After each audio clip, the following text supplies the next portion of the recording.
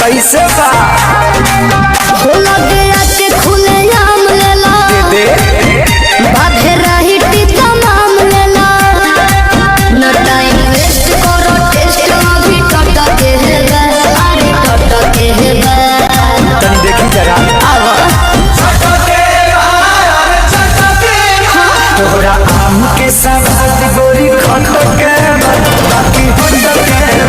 तोहरा आम के सवाद बड़ी खटके बाकी हटके तनी चिखा ना दो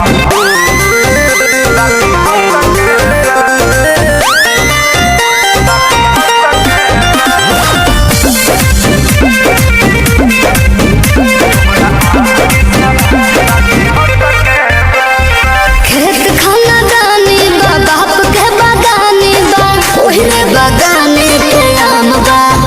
लेला भर झोरा सस्ते ही दाम बा बात राइट बा एक बाइट में लोग के पता तो चलिए